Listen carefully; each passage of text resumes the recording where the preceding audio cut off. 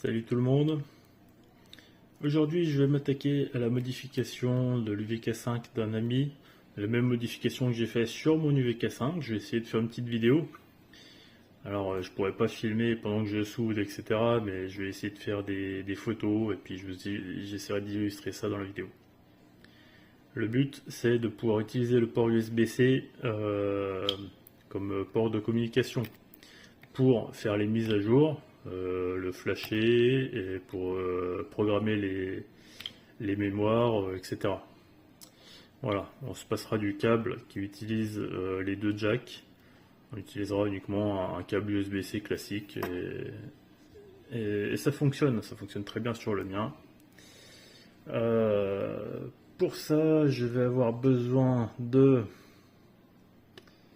Alors, je vais avoir besoin de cette petite puce là. C'est un CH, c'est un contrôleur USB CH340N. Et alors, on va passer sous le microscope, ce sera plus simple. Et de deux capacités. Voilà. Alors, ouais, on voit pas super bien là. Je suis en train de filmer l'écran du microscope. Plus la mise au point est pas ouf. Là. Donc c'est juste pour vous montrer que c'est du 0603, c'est très petit. Hein. C'est ce que j'ai. Donc il faut deux capacités. Et en gros, le schéma, je vais représenter ici. Alors c'est du brouillon, hein, mais bon, c'est bien expliqué. La puce à l'envers, la broche 1 ici, 2, 3, 4, 5, 6, 7, 8. Broche 1 et 2 sur le port USB. Ici c'est une masse, le reset on s'en occupe pas. On amène du 3,3 volts avec une capacité de 100 nano. Le port série qu'on vient brancher directement sur le microcontrôleur de l'UVK5 et encore une capacité sur cette broche là qui va à la masse. Voilà le schéma de principe. Et ben c'est parti, on va commencer à préparer tout ça. Voilà, la première étape est faite, j'ai soudé deux condensateurs sur les broches 5 et 8. Ensuite, je vais relier ces deux capaciteurs, deux condensateurs entre eux. Et ça partira sur la masse. Donc, alors, on va essayer de montrer ici et ici. Donc les deux extrémités des condensateurs, et ça partira sur la masse qui est la broche 3. Donc là la puce est à l'envers, hein. La broche 1 on voit pas de ouf, mais bon, broche 1 est ici, 2, 3 c'est celle-là. Allez, on continue. J'ai préparé un bout de fil, c'est du fil de cuivre émaillé, et surtout très important. Allez, on continue. Donc les deux capas soudés ensemble et sur la broche numéro 3 pour la masse. On ne se moque pas des soudures, c'est très petit, mais ça tient. Voilà. Et puis je mettrai du solder masque derrière. Donc ce sera encore plus robuste. On continue. Voilà, maintenant que la préparation est faite, j'ai démonté l'UVK5 et on va s'intéresser à cette partie ici, le port USB, le microcontrôleur. La puce, je vais la mettre ici, comme j'ai fait sur le mien. Le plus dur, alors autant souder sur le microcontrôleur, hein. Voilà, on voit que c'est large. Mais le plus dur, c'est ça. C'est le port USB en plus, une grosse inductance qui gêne un peu le passage du fer à souder, là, enfin bref. Alors... qu'on arrive à voir là, la luminosité est pas ouf hein, sur mon microscope, mais c'est la vidéo qui rend mal. Je filme l'écran, c'est pas ouf. Donc le port USB-C, donc on trouve le schéma de câblage hein, du port USB sur internet, on marque USB-C, wiring, enfin bref, on trouve tout ça. Et vous retrouverez où vous branchez l'USB plus, data moins. Voilà, là-dessus. Ensuite, la masse, je vais la prendre ici. Il me semble que c'est ici que je l'avais pris directement là sur la masse du port USB, enfin le carénage. C'est une masse ça. Il me semble que je l'ai pris ici, je sais plus où je l'ai pris. À moins que je l'ai pris là, voilà, je l'ai peut-être pris là. En dessous, et on va faire comme ça, voilà. Ces deux gros pads là. Voilà, ça doit être celui-là, ça doit être la masse, je sais plus, faut vérifier. Le plus, je le prends derrière ça doit être un régulateur. Enfin, j'ai eu 3V3 par là, je revérifierai, je vous ferai une photo. Pour l'alimentation du CH340. Et puis voilà, donc là, il reste à câbler donc l'alimentation, donc le 3V3 du CH340, la masse bien sûr. Deux câbles qui partent au port USB pour la data et deux câbles qui partent au port série du microcontrôleur TX RX. Et puis ça devrait être bon. On va essayer de faire ça. Allez, on continue. J'ai un peu avancé. Donc j'ai alimenté la puce, la masse ici. Je vais surpiquer ici. L'alimentation positive 3V3 sur ce condensateur, celui du bas là. La broche de droite, la broche de gauche c'est la masse, le port série, donc la broche 7, celle-ci là, c'est le RX, on le va sur le TX du microcontrôleur, le TX se trouve, désolé pour la mise au point, sur la rangée du bas, la dernière broche à droite là. Et ensuite la broche 6 qui est le TX, donc sur le RX du microcontrôleur, la rangée de droite, la broche tout en bas. C'est les deux qui sont côte à côte là. Voilà. Il me reste... J'ai gardé le meilleur pour la fin. Le port USB que je vais me brancher sur les broches 1 et 2 là. Et puis ça devrait être bon. Puis on fera les essais. Voilà, j'en profite de ce petit moment pour te dire ne t'abonne pas à ma chaîne, ne like pas. Si tu veux commenter, tu peux commenter, dire merci. Si tu veux dire que c'est un fake, tu peux toujours dire que c'est un fake.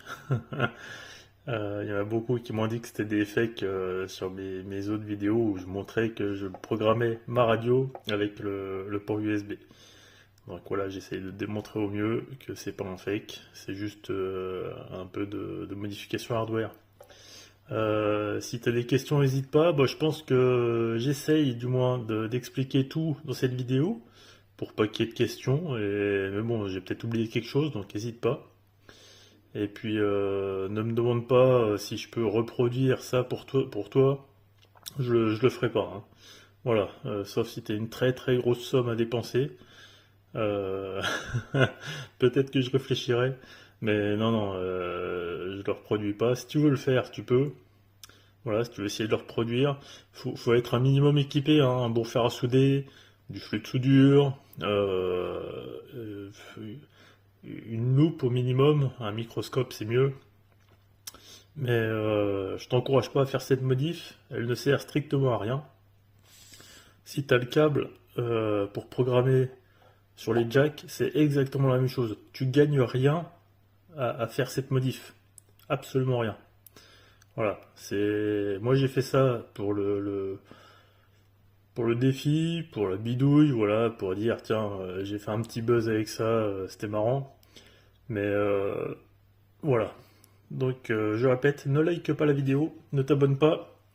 Et puis on continue avec le plus compliqué. Et une souillure défectuée. Une. Alors, j'ai juste le fil qui est branché sur le port USB. C'est horrible. Ça m'a pris...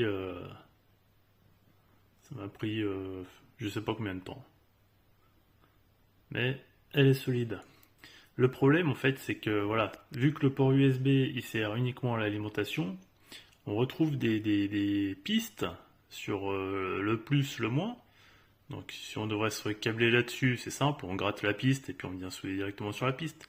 Ce qu'il y a, c'est que là, il faut aller se ponter directement sur les pinoches derrière. Là. et c'est vraiment petit. Si tu veux te lancer dans cette modification, avant d'acheter le matos, avant voilà, d'investir dans un fer à souder, si tu as un vieux fer à souder 40 watts énorme de ton grand-père, euh, ouvre ton K5 et regarde par toi-même la taille de ces pinoches, de ce connecteur USB. Voilà, ça te donnera une idée, ça va te décourager, et puis tu vas te dire, bon, finalement, j'ai le câble qui fonctionne très bien sur les jacks là, donc ça suffit. Voilà. Mais bon, si après t'es peut-être mieux équipé que moi, et puis ça te fait pas peur, donc n'hésite pas hein, si tu veux t'amuser à faire ça.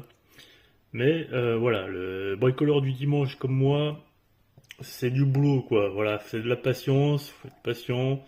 Et puis bon, après tu vas pas cramer ton K5, hein. Si tu foires une soudure, si tu fais un pont entre deux connecteurs USB là, tu nettoies, tu vires le port USB s'il faut. Enfin bref. Il n'y a pas trop de risque à cramer quelque chose. Mais fais attention quand même, je te décourage. Voilà, à tout de suite. Voilà, on se retrouve, tout est câblé, le port USB est câblé sur le CH340. Les soudures sont faites, elles sont solides. J'ai contrôlé au multimètre, tout est bon normalement. En mode continuité, voir si les soudures étaient bonnes, s'il y avait la continuité partout dans mes câblages. Avec le fil de cuivre émaillé, j'ai toujours des doutes. Et bon, on se retrouve devant le PC, on va brancher un câble USB, et puis on va essayer de communiquer avec cette bête. A tout de suite. Et voilà, donc on se retrouve devant l'ordi, j'ai branché un câble USB sur la rallonge là. Ici, on voit que j'ai un port de communication, c'est le port natif de mon ordinateur. Et derrière, j'ai lancé Chirp. Si c'est reconnu, alors je fais le test vraiment en direct avec vous, hein. Si c'est reconnu, on essaiera de lire la mémoire. Je vais pas le flasher parce que c'est le K5 d'un ami. Donc je vais le laisser dans sa configuration d'origine. Je vais juste lire si ça marche. Encore une fois, lire la mémoire. Voilà, on va voir. Mais déjà, je veux qu'il y ait un port com qui apparaisse. Alors, je vais brancher le câble. J'ai mis le volume du PC à fond, comme ça on entendra ding dong. Alors, on va filmer comme ça. Hop, c'est branché. Ah, il faut que je l'allume. Voilà, je monte, c'est branché. Là, je vais tourner le bouton.